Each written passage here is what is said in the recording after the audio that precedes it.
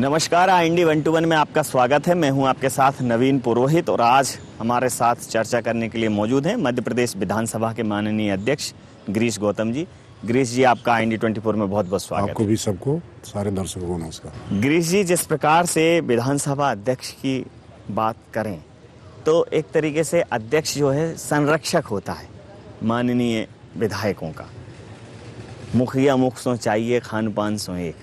हमेशा अध्यक्ष को लेकर भले ही वो संवैधानिक पद हो, लेकिन कई बार पक्षपात के आरोप लगते रहें। तो ये अभी जो सत्र गुजरा है उसका एक पहले तो मैं आपसे अनुभव चाहूँगा कि कैसा रहा वो अनुभव। नहीं, सत्र को दो दृष्टिकोण से देखना चाहिए जी। पहला तो ये कि काफ़ी लंबे अरसे के बाद कोरोना के कारण सत्र हुआ नहीं। तो जो 2018 में जीत के आए, पहली बार आए, या बीच में 2-4 बार हारे थे फिर जीत के आए, तो भले दूसरा तीसरा उनका नंबर हो पर एक लंबा गैप करके आए। जी। तो एक तो बड़ा संकट था कि विधानसभा चले, उनको बोलने का अवसर मिले, अपनी बात कहने का अवसर मिले, वो शायद मिला उनको। इसके कारण स्वाभाविक है एक आशा उनकी जगी कि हमारी बात अब विधानसभा में हो रही है। एक पक्ष तो ये देखता हूँ मैं। दूसरा पक्ष ये देखता हूँ कि वो चूँकि माननीय सदस्य है, वो वहाँ दलीय वर्गीकरण के आधार पर मैं किसी को नहीं देखता। उनका संरक्षक होने के नाते, विधानसभा अध्यक्ष होने के नाते, स्पीकर होने के नाते मुझे ऐसा लगता है कि जो हमारा माननीय सदस्य है तो वो अपनी बात कहने नहीं आए, वो क्षेत्र की, लोक कल्याण की, लोगों के समस्याओं की ही बात करने आया। तो उसको संरक्षण देना मैं समझा कि ज़्यादा उचित होगा, जिससे लोगों का कल्याण का काम भी हो जाए, विकास के काम भी हो जाए और उनकी बात भी आ जाए कि हम ऐसा चाहते हैं। ये दो बातों की तरह से, दो तरह से मैं इसको देखता हूँ। अगर राजनीतिक पंडितों की बात करें तो एक बड़ा महत्वपूर्ण वक्तव्य है कि सदन जितना ज़्यादा चलेगा, सदन में जितनी ज़्यादा चर्चाएं होंगी, सड़क पे उतने प्रदर्शन और धरने कम होंगे। सदन सुचारू चले, सदन में ज़्यादा बात कहने का अवसर मिले, वो इस सत्र में दिखा भी। आपने एक नवाचार किया कि नए विधायकों को पूरा एक दिन समर्पित किया। वो कहाँ से एकदम दिमाग में आया कि ये एक दिन ऐसा इनके लिए स्पेशल? 17 साल से विधानसभा में, मैं भी कभी पहली बार होके आया था। स्वाभाविक है कि हम लोग, एक अनुभव था विधानसभा का, भले न रहा हो पर एक अनुभव था। फिर भी कई बार इस कारण से अपनी बात नहीं रख पाते थे कि हम प्रथम बार के हैं। हमारे जो सीनियर हुआ करते थे वो बात को उठाते थे और हम भी कोई प्रश्न कर रहे हैं उसको वही पकड़ लेते थे। और आसंदी से, स्वाभाविक है पुराने लोग हैं तो उनको संरक्षण भी मिल जाता था, उनकी मदद हो जाती। मेरे मन में विचार आया कि यदि प्रथम बार का विधायक बोल रहा है तो उसका संरक्षण कैसे होना। तो पहला काम तो ये किया कि जो 25 प्रश्न काल में उसका नंबर आया भी, तो मैं अपने टेबल में प्रतिदिन उनके जो 25 प्रश्न वाले प्रश्नकर्ता हैं वो कितनी बार के हैं वो सूची बना के रखता था। वैसे एक नंबर में कौन है 2 बार वाला, 3 बार, तो उसमें लिखा रहता है कि माननीय सदस्य ये 3 बार के, ये माननीय सदस्य ये 1 बार के। तो जब 1 बार का आता था तो मैं, ऐसा लगता था कि अब मुझे प्रोटेक्शन देने की आवश्यकता है। आप सबने देखा होगा कि कई बार विधायक जो खड़े होते हैं उसके पक्ष में, बात वो कह रहा है उसके पक्ष में खड़े हो गए, तो मैं सबको बैठने का कहता था, अनुरोध करता कि नहीं, मैं आपको अलाउ नहीं करूँगा। उसका 3 क्वेश्चन का हक है, मैं 4 करूँगा, 5 करूँगा, वो बोलना उसी को, प्रश्न उसी को करना, उसके अलावा उसकी मदद में किसी को नहीं आना। तो इससे ऐसा लगा कि ये बार बार करने से भी फ़ायदा नहीं हो रहा है। तो मैंने ऐसा सोचा कि क्यों ना एक दिन उन्हीं के लिए आरक्षित कर दें। एक दिन 15 तारीख को उनको कर दिया और मुझे खुशी है कि इस नवाचार का सभी माननीय सदस्यों ने, चाहे कितने वरिष्ठ हम रहे हों, सब ने इसका स्वागत किया और सब ने इस प्रयास को सराहा और उनको भी लगा कि नहीं, अच्छा कदम है और ऐसा अवसर मिलना चाहिए। अगर मैं विंध्य क्षेत्र की बात करूं तो विंध्य क्षेत्र और विधानसभा का एक आपस में मध्य प्रदेश में इस प्रकार का नाता है कि जिसको अलग करके नहीं देखा जाता, देखा जा नहीं सकता उसको। चाहे मैं तिवारी जी की बात करूं, अर्जुन सिंह जी की बात करूं, विधानसभा में विंध्य क्षेत्र का जो ऐतिहासिक स्वर्णिम काल रहा है और लोग आपसे वही उम्मीद कर रहे हैं कि विधानसभा, लोगों से इस बार सुना कि विधानसभा जैसी चल रही है। तो आगामी जो सत्र हों वो अपने पूरे समय के लिए आहूत हों और उसमें ज़्यादा से ज़्यादा जनहित के मुद्दों पर चर्चा हो, हंगामा कम से कम हो। इसके लिए अभी कोई ऐसी कार्य योजना जो आपने सोचा हो कि अगले सत्र के लिए अभी से प्लान कर रहे हो कि ये करेंगे अगले सत्र में? दो बातों का प्लान। एक तो प्रयास ये करना कि जितने समय के लिए विधानसभा की सूचना हो उतने समय चलाना, उसके साथ साथ केवल समय और तारीख की गिनती नहीं हो, उस समय तक चलना महत्वपूर्ण चीज़ ये है। हम कहते हैं कि आप हम 50 दिन की विधानसभा कर दें, अब प्रतिदिन हंगामा होता रहे तो उस 50 दिन का क्या औचित्य है। यदि 15 दिन भी हम करें, अब 15 दिन में हम 8 घंटे काम कर सके एक दिन में, तो 15 × 120 घंटे हम काम कर पाएंगे तो बड़ी भारी बात हो जाएगी। तो अपने को ये करना कि समय जो हमारे पास है उसका कैसे सदुपयोग कर सकें। और मुझे ऐसा लगता है कि हमारे माननीय सदस्य इस पक्ष में हैं और इसीलिए लगातार वो सहयोग की भूमिका में रहते हैं और लगातार सहयोग करते हैं। 2-3 काम जैसे और किया, मेरे मन में यह आया कि जैसे कभी कभी विधायक को अपन सूची में नहीं है क्योंकि वो टाइम अलाट होता है, किसी विभाग की चर्चा के लिए समय अलाट होता है, वो सत्ताधारी को 45 मिनट, विपक्ष को 35, संख्या के हिसाब से। अब उसी 35 मिनट में उसको अपने सदस्यों को भी समय देना, उसी समय 45 मिनट में सदस्यों को समय देना। अब वो समय दिया तो स्वाभाविक है कि 50 आदमी तो आ नहीं सकते, तो वो सीमित संख्या करके वो करते हैं। तो उसका परिणाम ये निकलता है कि कई बार अच्छे जो बोलने वाले सदस्य, अच्छी बात रखने वाले, तथ्यों के साथ बात रखने वाले, शायद वो समस्या का निराकरण करने की तरफ बढ़ने वाले लोग, उनकी बात रह जाती है। तो मैंने एक नवाचार किया कि जो सूची है जैसे उनका सूचीबद्ध लोगों का नाम आ गया, उसके बाद मैं अपने से उसमें जोड़ देता था। ये 2-3 लोगों को और पूछना तो वो भी आ जाए। जैसे उस दिन आपका उसका था कृषि विभाग का, तो 2-3 लोगों का हमने नाम जोड़ दिया, नाती राजा को जोड़ दिया, इनको जोड़ दिया, उनको जोड़ दिया, इधर से भी जोड़ दिया, उधर से जोड़ दिया। एक तो ये किया।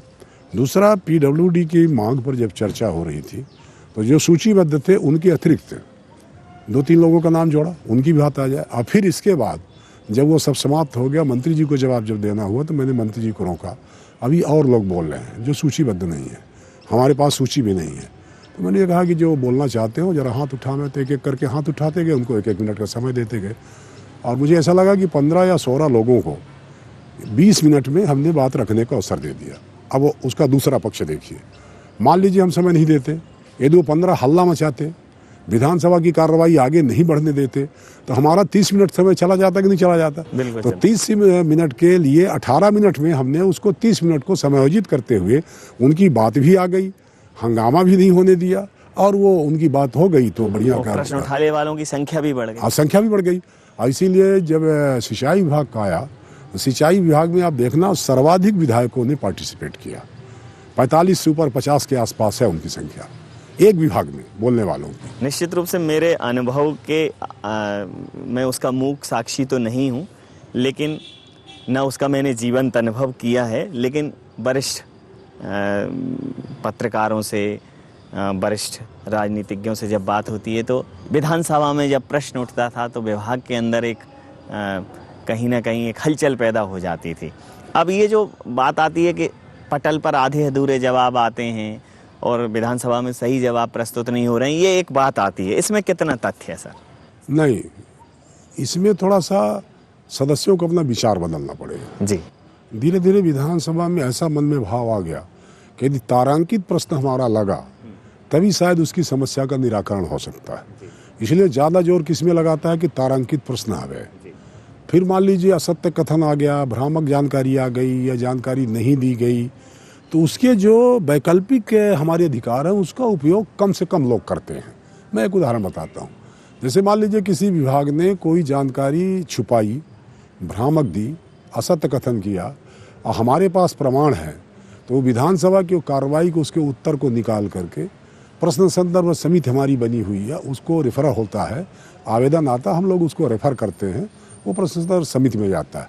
और उतनी बड़ी कार्रवाई होती है जो विधानसभा के भीतर शायद ना हो रही हो, क्योंकि विधानसभा में 3 मिनट के समय में न जांच कर पाते हम, न कुछ कर पाते, न साक्ष्य इकट्ठा कर, प्रश्न पूछना, मंत्री जी को जवाब देना।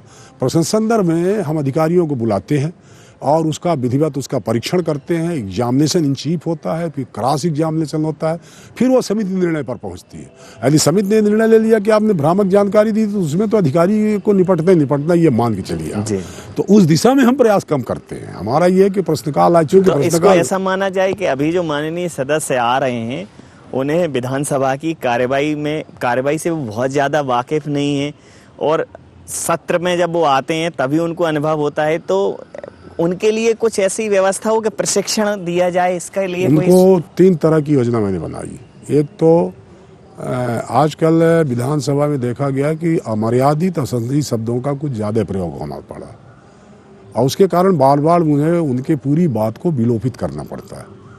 मैं आग्रह ये कर रहा हूँ, एक सूची बनी है, बना रहा हूँ अपना भी, आई गई सूची लोकसभा से जो शब्दों का चयन उन्होंने किया, हम भी उन शब्दों का चयन करेंगे कि किन शब्दों को हम अमर्यादित मानेंगे, असंसदीय मानेंगे। उसकी सूची बना करके विधायकों को प्रशिक्षण में देंगे कि आप इन शब्दों का उपयोग विधानसभा के भीतर नहीं करें, नहीं तो आपको विलोपन आदेश का सामना करना पड़ेगा। तो आपकी कही बात भी कई बार उस शब्द के कारण वो विधानसभा के उसमें कार्रवाई में नहीं आएगी। तो एक तो इससे बचना, पहला काम तो ये होना। दूसरा ये मैंने विचार किया कि इनका प्रशिक्षण हो। तो प्रशिक्षण में कई बार विधायक को ऐसा लगता है कि हम जब मंचों में जाते हैं तो 4000, 3000, 5000 की सभा को संबोधित करते हैं और मंच में हमारा विधायक ही हीरो होता है। बहुत अच्छा वक्ता ही होता है, बढ़िया से बढ़िया बोलता है, सब कुछ करता है।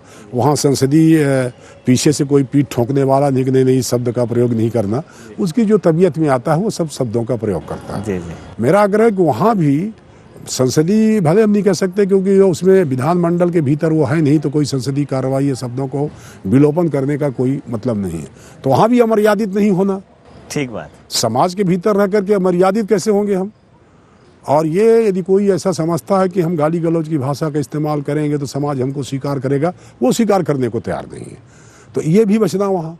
तो एक तो ये, दूसरा ये मैं चाहता हूँ कि प्रशिक्षण जो हो विषयवार तो हो, क्योंकि हर आदमी इतना समय निकाल करके बजट क्या है, बजट के अनुदान मांगे क्या है, वो जो मार्ग संख्या आती है वो क्या है, फिर बुलेटिन क्या है, फिर वो विभाग की चर्चा क्या है, विभाग का प्रस्ताव क्या है, बजट कैसे पास होता है, ध्यानाकर्षण क्या है, आधे घंटे की चर्चा क्या है, इन तमाम प्रश्न संदर्भ समिति क्या है, हमारे विशेषाधिकार हनन समिति क्या है, हमारी वित्तीय समितियां क्या क्या काम करती हैं, लोक लेखा हो, पीयूसी हो, पीएससी हो, चाहे जो समितियां हो वो कौन सा काम करती हैं, ये अध्ययन की आवश्यकता है। ये विशेषज्ञ ही बता सकता है जी। तो एक ये हो गया। दूसरा ये हो गया कि हमारे विधानसभा में आप देखते होंगे बहुत वरिष्ठ विधायक हमारे पास हैं, इस पक्ष में उस पक्ष में भी, 5 बार के, 6 बार के, 7 बार के लगातार जीतने वाले। अब हमारे 8 बार के गोपाल भार्गव जी हैं, 7 बार के 5 लोग हैं, 6 बार के 4 लोग हैं। तो ये संख्या कम थोड़ी है, 25 से 30 लोग 5 बार से ऊपर वाले हैं। तो विधायक को कभी कभी ऐसा लगता है कि भाई हम तो वहाँ हीरो हैं क्षेत्र में, हमको कोई एक मास्टर आकर के पढ़ावे तो उसके भेजे में थोड़ा सा कम बात प्रयास किया। तो हमने उसका भी प्रयास ये किया कि हमारे सीनियर खड़े हों, ये उनको समझाने का प्रयास करें, बताने का। तब शायद उसको दबा रहेगा कि भाई हमसे 7 बार जीतने वाला है तो कुछ न कुछ तो गुण होगा तभी 7 बार जीत के आया। तो उसके सामने मानसिक तौर पर उसको ऐसा लगेगा कि नहीं, इनकी बात को सीखना है, नंबर 1। नंबर 2 ये कि जर्नल अपन ट्रेनिंग कर देते हैं सारे विधायकों में, मैंने उसको बदला है। हमने कहा ऐसा नहीं, एक बार विधायकों से पूछो कौन प्रशिक्षण लेना चाहता है, उसकी चॉइस है कि नहीं है। यदि उसकी चॉइस है तो उसको बुलाओ, नहीं चॉइस है तो जबरदस्ती बैठा के क्या करेंगे। तो जो कई विधायक आते हैं कि साहब हमको कंप्यूटर सीखना है, हमको बजट कैसा ये सीखना है, उनकी संख्या बहुत निकलती है। अब उनको जब अपने इंटरेस्ट से आएंगे प्रशिक्षण वर्ग में तो वो शायद ज़्यादा सीख सकेंगे और ज़्यादा ये प्रयास करेंगे कि हमको ये अनुभव, हमको ये प्रशिक्षण विषयवार, मर्यादा के लिए, संसदीय कार्य के लिए सब में हमारी मदद करेगा, तब वो सीखेगा। और उसके साथ साथ ये भी कहना चाहता हूँ कि केवल विधानसभा में कितना भी सीख लो, तो यहाँ मर्यादा सीख सकते हो, संसदीय भाषा सीख सकते हो, पर दोबारा यदि लौट के आना है तो काम वहीं करना पड़ेगा। तो वहाँ जाना, क्षेत्र के भीतर रहना, लोगों से मिलना, किसी दल के हों, उसमें मैं दल को नहीं समेट रहा हूँ, तो वो करना। और वो यदि कोई विधायक करता है लगातार संपर्क में तो स्वाभाविक है। इसीलिए तो कई बार कई लोग लगातार क्यों जीत रहे हैं भाई, विधायक तो सब लड़ते हैं, 230 लोग लड़ते हैं, कई लोग 7, 8 बाबूलाल जी 10 बार जीत के आ गए, मामूली बातें थोड़ी है। जिस प्रकार से आपने कहा कि वरिष्ठ विधायक जब उनसे अपने अनुभव साझा करेंगे तो एक उनके ऊपर मानसिक दबाव भी रहेगा और ये बात भी स्थापित है कि वो योग्यता और उनकी वरिष्ठता प्रमाणित है, तो उसमें कोई प्रश्न चिन्ह नहीं है। सामान्यतः देखने में आता है कि कई बार विधायकों की सदन में उपस्थिति भी कम होती है, तो उपस्थिति सदन में ज़्यादा से ज़्यादा हो और उस उपस्थिति के आधार पर जो बहुत जनहित के प्रश्न उठा रहे हों, लगातार उपस्थित हों, तो ऐसे नवोदित विधायकों को प्रोत्साहित किया जाए ताकि औरों को प्रेरणा मिले कि देखिए सदन में अगर आप बात नहीं करेंगे तो क्षेत्र के काम, अगर आप काम कर रहे हैं तो आपको सदन में चर्चा करनी ही पड़ेगी, और अगर आप काम नहीं कर रहे हैं तो फिर सड़क पे भी चर्चा नहीं है, सदन में भी चर्चा नहीं है। तो ऐसा कुछ आपने सोचा है कि जो सदन को लेके गंभीर हैं, सदन के हर दृष्टिकोण में वो अपने आप को सहज महसूस करते हैं, तो सदन उनको थोड़ा सा एक एक्स्ट्रा वेटेज दे? मैं सौभाग्यशाली स्पीकरों में से हूँ। शाम के 6 बजे यदि 100 से विधायकों के ऊपर संख्या उपस्थिति है तो ये मायने रखती है, इसलिए मैं इस सत्र का सबसे सौभाग्यशाली अपने को मानता हूँ। बिल्कुल, ये बात तो सही। अभी उस दिन मैंने देखा कि तकरीबन जब वो 6 बजे पीडब्ल्यूडी का विभाग का प्रस्ताव पारित हो रहा था, उस समय 100 लोग से ज़्यादा, 120 से 115 के आसपास लोग थे। जबकि होता क्या था कि कई बार कोरम के अभाव में घंटी बजती रहती थी, सभापति या आसंदी में आने वाला व्यक्ति इसलिए नहीं आता था कि कोरम पूरा नहीं है। तो उसके 2 कारण हैं। एक कारण ये है कि कई बार विधायकों को लगता है कि हम जो बात यहाँ कहते उसका कोई असर है क्या, तो हमें बोलने भर के लिए आए, उसका कुछ असर भी होना चाहिए। जी जी। मैंने इस बात का प्रयास किया कि हमारा विधायक जो प्रश्न उठाता है और जो समस्या के लिए कहता है उसका निराकरण होना, और इसीलिए मैंने 2-3 आसंदी से 2-3 डायरेक्शन मंत्रियों को कई मसले में दिया, ये करना आपको। अच्छा, वो ऐसा नहीं था कि केवल सत्ता पक्ष का विधायक कर रहा है इसलिए मैंने कहा, विपक्ष का भी विधायक कर रहा था, तब भी मैंने कहा कि वो जब एक जांच की मांग कर रहे हैं तो आपको जांच कराने में कोई दिक्कत नहीं होनी चाहिए, तो जांच कराइए। उसमें भाई अधिकारी जाएगा, जांच करेगा, वो भी संतुष्ट हो जाएंगे कि हमारी जांच हो गई, जांच में जो रिपोर्ट आएगी उसके हिसाब से काम करना। मैं काम करने के लिए नहीं कर रहा हूँ, पर यदि उनकी मांग है कि जाँच हो जाए तो जाँच होने में क्या दिक्कत है। तो एक तो ये उनको ऐसा लगा कि हमारी बात कहने पर उसमें कुछ न कुछ कार्रवाई होती है, नंबर 1। नंबर 2, उसको लगा कि हम 5 बजे आए हैं तो हमको मौका मिलेगा बोलने का। कई बार ऐसा होता है कि वो संख्या ऊपर रही आती है और वो केवल आकर के सुनता है, उसको बोलने का अवसर नहीं मिलता। तो मैंने ये जिज्ञासा जगाई लोगों में कि यदि आप बैठे हो और यदि हाथ उठा मैंने देख लिया तो आपको अवसर दूंगा बोलने का। तो इस जिज्ञासा में बैठा है कि हम हाथ उठाएंगे तो स्पीकर साहब हमको समय देंगे, तो इसलिए वो बैठा है, इसलिए वो संख्या बढ़ गई। तो उसको लगा कि 6 बजे ही सही बैठे रहो ना, हमारा नंबर आएगा। तो नंबर आने की प्रतीक्षा में, अपनी बात रखने की प्रतीक्षा में उपस्थिति को ज़्यादा, क्योंकि लोकतंत्र के भीतर हम किसी को बाध्य नहीं कर सकते, क्योंकि कोई वारंट अरेस्ट वारंट लेकर के उसको विधानसभा में नहीं बैठा सकते।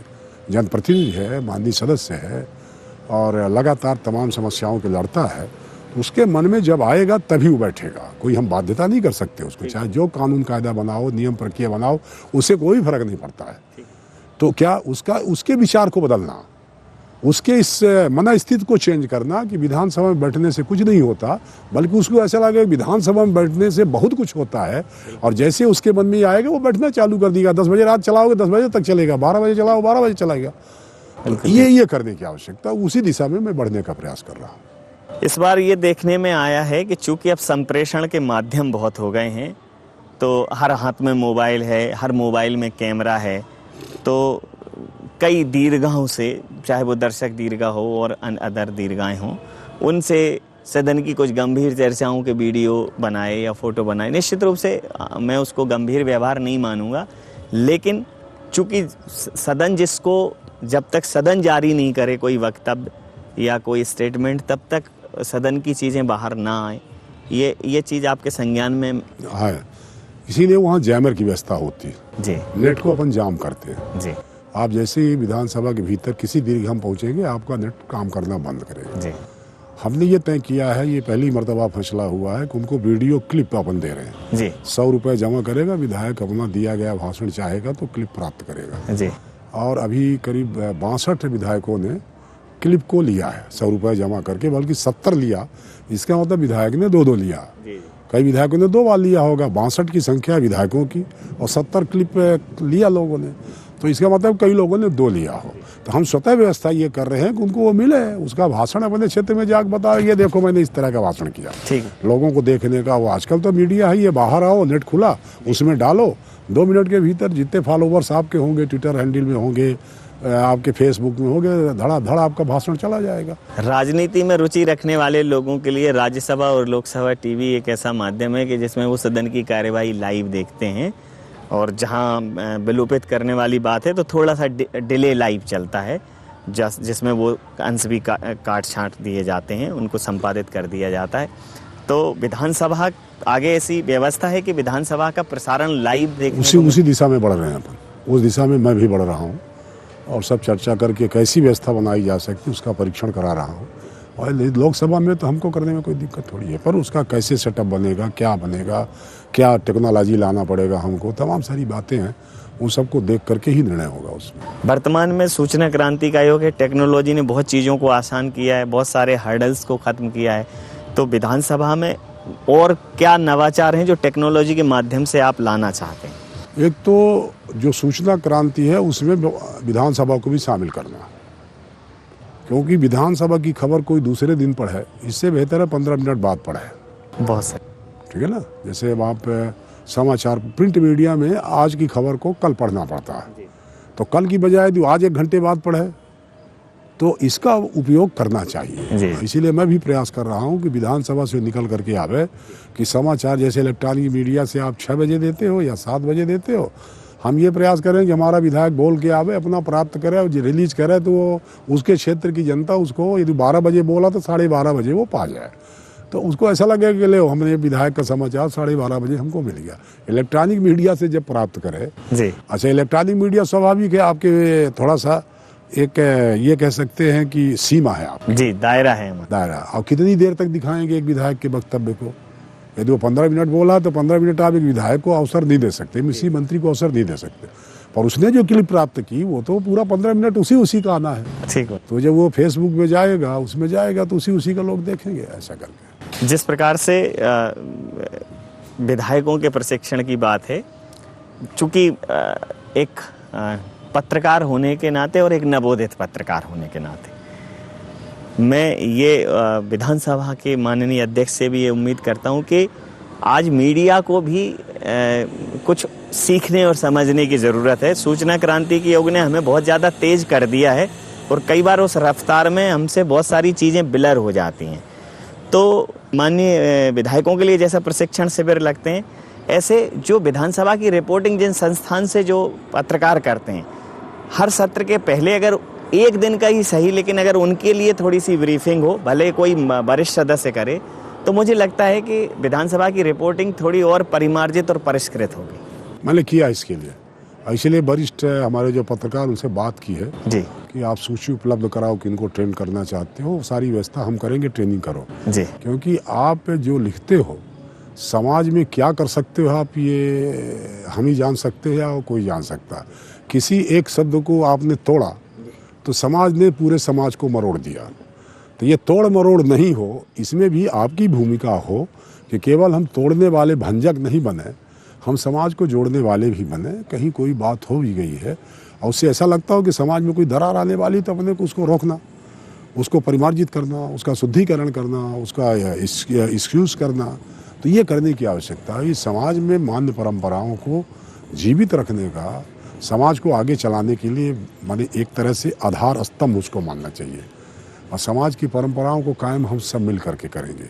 और समाज का यदि परंपराएं हमारी बनी रही, भाईचारा बना रहा, तो स्वाभाविक है यदि हमारा आधार मौजूद है, समाज आगे की तरफ बढ़ेगा, इसमें कोई देर नहीं। माननीय विधायकों के आवास को लेकर, क्योंकि जो विधायकों के आवास हैं जो बहुत पुराने हैं, अगर अन्य राज्यों की बात की जाए तो हर जगह विधायकों के आवास को लेकर अच्छी व्यवस्थाएं की जा रही हैं। अभी सत्र में विधानसभा में इस प्रकार की चर्चाएं भी हुई थी, तो क्या कुछ प्लान है कि प्लान है? ये एक तो ये ओल्ड फैमिली ब्लॉक और दूसरा ये 1 नंबर जी, ये गिरा करके यहीं पर 132 फ्लैट का बनने को तैयार है। अब उसकी तमाम फॉर्मेलिटी चल रही है, NGT का परमिशन, ये वो तमाम बजट एलोकेट हो गया उसका, तो यहीं बनेगा, बढ़िया बनेगा। आधुनिक तौर पर विधायकों को अवसर मिलेगा, उनको मिले। क्योंकि ये अब ये बताइए 1952-53 का है जिसमें मैं रह रहा हूँ जी, और जिस कमरे में मैं रह रहा हूँ मैं लगातार 18 साल से उसी में रह रहा हूँ है ना। अब मेरा चले तो मैं तो इसी में रहा हूँ जी। अब कुछ बाध्यताएं होती हैं जिसके कारण थोड़ा सा ज़्यादा स्पेस चाहिए, बिल्कुल ठीक, लोगों से बातचीत करने का। विधायक था तो चल जाता था, और अब थोड़ा सा कम चलता है। और वहाँ से भी है कि इसमें अब ज़्यादा देर मत रहिए, कहीं दूसरी जगह चलिए। अंतिम और महत्वपूर्ण प्रश्न कि सड़क पर उठने वाली आवाज़ें, आम जनता की आवाज़ें माननीय विधायकों के माध्यम से सदन में सहजता से उठें, उन पर सार्थक चर्चाएं और कार्रवाई हो, इसकी कितनी उम्मीद इस प्रदेश की जनता कर सकती है? मैं प्रदेश की जनता से यही कहना चाहता हूं कि वो मेरे ऊपर भरोसा रखे। मैं भी चाहता हूं कि उसकी समस्याओं के लिए सड़कों पर होने वाले आंदोलन से उठने वाली आवाज़ विधायक के मुंह से विधानसभा के भीतर उठे और उसको सरकार को बाध्य करे कि उसकी समस्याओं का निराकरण करे। इस दिशा में मैं प्रयास कर रहा हूँ। तो सिर्फ हंगामा खड़ा करना मेरा मकसद नहीं, मेरा मकसद है कि सूरत बदलनी चाहिए। सदन में हो, सड़क पर हो, गलियारों में हो, मोहल्लों में हो हक और हुकूक की आवाज़, तो आवाज़ उठनी चाहिए और उस आवाज़ को जो बल मिलेगा उसके लिए कटिबद्ध हैं मध्य प्रदेश विधानसभा के माननीय अध्यक्ष गिरीश गौतम जी। सर, जिस प्रकार से तमाम सारे पहलुओं पर विधानसभा को समझने का और विधानसभा को जो आपने विधानसभा को इलस्ट्रेट किया, मुझे लगता है कि मध्य प्रदेश की विधानसभा का ये कार्यकाल अपने आप में ऐतिहासिक होगा। इतना समय देने के लिए बहुत धन्यवाद।